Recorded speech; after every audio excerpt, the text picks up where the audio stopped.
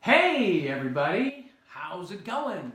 It's David Victor here for my first annual, most likely annual, Q&A session. Also talking about just different things in music and life and gosh, the big show we're doing, of course, the big show we're doing at the Nampa Civic Center on Saturday, November 18th. That's in Boise, Idaho, just a little bit outside of Boise, Idaho. Beautiful, beautiful theater, and we're really looking forward to seeing all y'all out there. I heard from a local today that it's hunting season, so a lot of people are hunting. But we want everyone who loves to rock and roll and loves the beautiful Treasure Valley and really remembers this great music. So what's the band? What is even the band you're talking about, David Victor? Well, the band is Styx. Boston and Styx. So what's Styx? Well, Styx is a band that myself and Glenn Jobst, our drummer, put together in 2011 while I was awaiting to announce my membership in Boston. And I'd already recorded a couple of songs for the band, but nothing could be said yet. So we thought, well, how am I going to stay in shape for when Boston tours? And I thought, why not do a little band where we mix in some Boston, mix in some Styx, and that way we can have the best of both worlds. And our drummer does an amazing Dennis DeYoung, I wouldn't even say impersonation. He does it. He gives it his own spin, but he does a fantastic job of it, and really a fine human being to boot. In fact, the whole band, wonderful, wonderful people. That's first. That's my first rule. And I know nobody asked me what my rules were, but my first rule is you got to have nice people in your band. Nice. Nice meets nice. So, to the question. So some of you nicely asked some questions. So I'm gonna put on my readers. No, I don't quite need readers yet, but I'm going to read them. So, Mr. Isaac Conrad asked, why a Les Paul? Why a Les Paul indeed, Isaac? Well, I think that stems back from ye old times, 1978, when I went to my first rock and roll concert. That would have been Day on the Green, the Oakland Coliseum, and the lineup there was the Rockets, Nazareth, what am I saying? The Rockets, Nazareth, Thin Lizzy, that changed my life. For a moment there, I thought maybe I hadn't pushed the right button. Jay Giles and Journey. And we were sitting way up in the second deck. I was looking at the whole show through binoculars. I got the worst headache of my entire life. It was unbelievably loud. But one thing was also unbelievable was these people just were rock stars. And I thought, now I'm seeing rock stars. Like I'd seen live bands before and things like that at school and, around town, but I'd never been to a real rock concert until the Day on the Green. So what were they all playing, Isaac? Pretty much without fail, everyone was playing a Les Paul.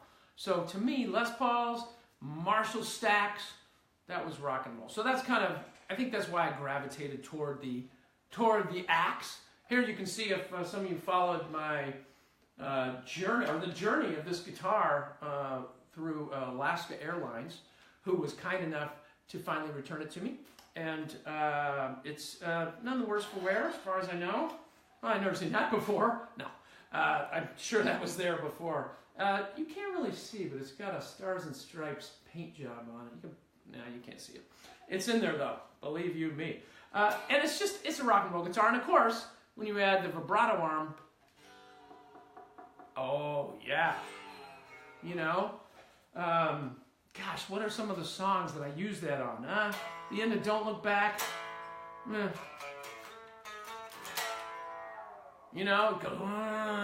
and we all go, woo, it's fun, okay, so that's why the Les Paul, the humbucker, the tone, it's just a rock and roll machine, and that Floyd Rose just puts it over the top.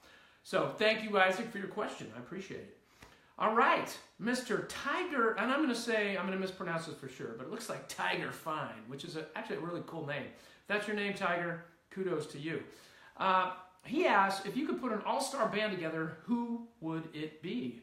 Who would it be? I assume what you're asking is who's in the band. But who would it be? Would be a good name. I got some cool band names.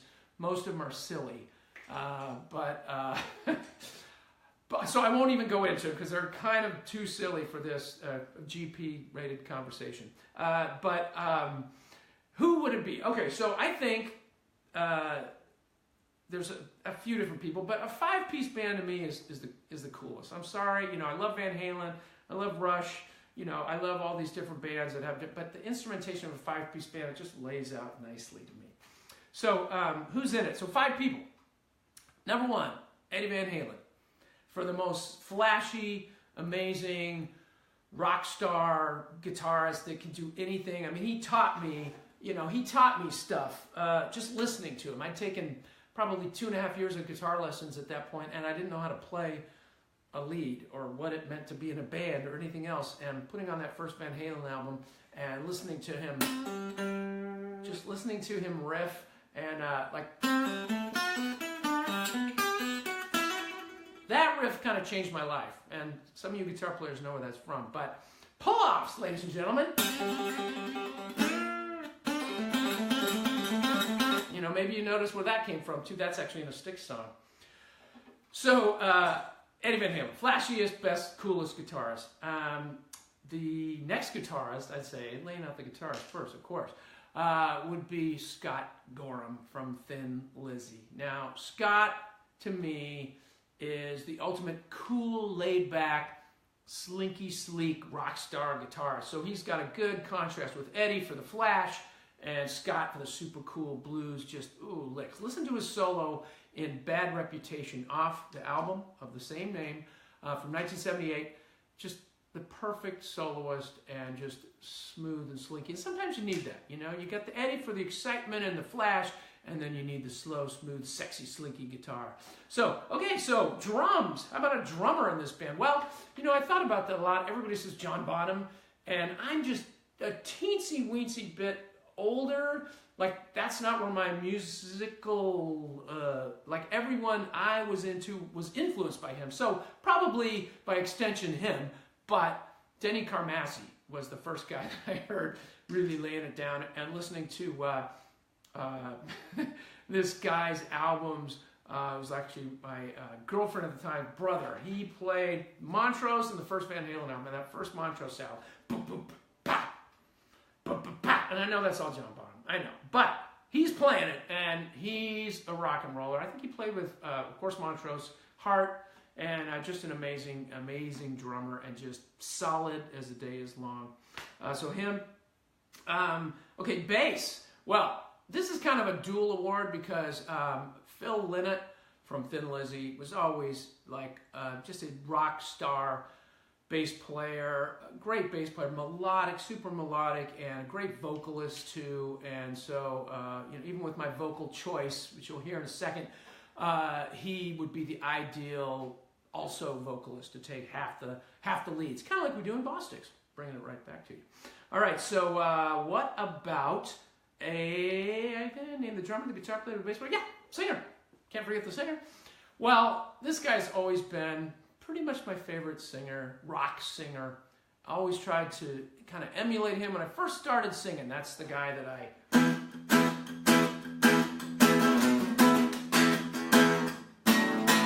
Any smart people out there know who that is? Yes. Start with the sun. Sammy Hagar. Come on! Can't be anything but Sammy. Now, Sammy's done so much. He's been around so long. I think he's so exposed. It's not hard to find Sammy. Sammy's out there, baby. But really, and I'm glad he is, because he's an amazing singer. He can still bring it, unbelievable voice, and just the right rock and roll spirit and attitude. Just an amazing performer. Just the perfect rock and roll frontman, I think. So, got some Van Halen and some Sammy and some Thin Lizzy all squished together. That's my ideal band. Now, I went on for like 10 minutes of that, but you're supposed to make these things long. So what are you doing? Where you got to go? Probably, you could fast forward through this later on if you want. Okay. Ooh, the sun's going down. I better change my blinds. All right. So, little Jackie Carlin of, I think, Philadelphia, PA, writes, why does Boston close in their drummer? Now, I think that's an interesting question, and I think what she means is, why is there a sneeze guard in front of the drummer for Boston? So what Boston likes to do, Tom Schultz likes to do, is isolate all the sounds and mix them precisely. Of course, that first and second Boston album were just the epitome of beautiful mixes and separation of instruments while sort of everything being beautifully layered. And so he likes to do that same thing live. So the first tour I did in 2012, there was no sneeze guard. And I actually liked it because I could hear the hi-hat. Second tour, put up the sneeze guard. The hi-hat went away. But it isolates everything better. So that's why they do it. I've never met a drummer who likes being behind the sneeze guard. But it's for the sound, the overall sound, the overall mix of the band. So good question, Jackie. Good question. Very insidery, too. I like that. Also, she has a follow-up question. Is the noise on stage as loud as in the audience? Well, interestingly enough, Boston used to rehearse at a office park. And the office park was right next door to just a business. I don't even know what they did, but normal people went in. Civilians went in there while we were rehearsing next door and would work, apparently. And we'd be practicing 8 or 12 hours a day, and nobody would complain. So why? One of the reasons is quiet. We practiced really quiet. I think the whole PA was just two like hi-fi speakers coming back at us. We're all wearing in-ears with those monitors that people wear. Partially contributed to my tinnitus, but hey, that's a different Q&A. But that, combined with just the super low volume and the control of everything, means that the stage on a Boston concert is really quiet. The only acoustic instruments going are kind of the snare, although I think there's some kind of metal plate on there for triggering. All the drums are triggered, so it's pretty much click, click, click, click, click if you hear it without amps, and if you hear it with amps, it's do. So, like a drum set. And guitars, acoustic guitars. So if we're doing something mellow, you will hear some guitars on stage, but everything else is going direct. So the amps we use go direct, meaning they go right into the PA, and the guy running the PA mixes them, and that's your sound. So the stage is really quiet. In fact, we played at Sturgis one year, the big motorcycle rally. I was actually on my 50th birthday. Great day. And we played, and I heard about this before we went, and people said, no, they don't do that. That's a legend. That's just a legend. That's an old wives' tale. But no, they rev their engines to applaud. So we played, I don't know if it was Amanda or something, after the song, and you can if you're a motorcycle rider, but you can't believe it. If you're not a motorcycle rider, if you haven't been around them that much in your life like me, how loud it is. It's unbelievably loud. So we're doing I can't remember the song anymore, but the start of We're Ready, and we can't hear anything. It's like I see my hands moving, but there's no sound coming. And I have in-ears, which means my guitar's going right in my ears. I still can't hear it over the revving revving motorcycles out there. So kind of a funny moment. But no, the noise on stage, much quieter than what goes on to what the audience hears. And even having said that, I've heard the audience comment like, hey, it should be louder. So you never know. You never know. Boston concert is a very smooth event, very well-produced live mix, as you would expect. All right. Thank you, Jackie. Thank you for those very insightful and probing questions. Very nice work. All right. Kevin Allen asks, what songs do you like to play besides Boston and Styx? Well, gosh, lots and lots. Like I said at the start, the only reason I really started a band called Styx was because I was kind of trying to keep in shape for playing in Boston. Now, Boston is one of my favorite bands of all time, of course, as it would be for anybody who sort of came online in 1976. Gosh, a lot of other great music was being made back then. Of course, my aforementioned Montrose. Hey, don't go away. My aforementioned Montrose and the guys. They'd be mad if they weren't on this. No, kidding. Montrose, Thin Lizzy, Sammy Hagar, UFO, who I haven't mentioned yet, but a very influential band. Love to play all that stuff. My tastes tend to be a little bit more rockulacious than some people. Not into the super metal, not that far, but you know, what metal was in 1978 is probably right in the wheelhouse. So, but you know, Styx was huge then. I remember watching James at 16, if anybody remembers that show, and that's where I first heard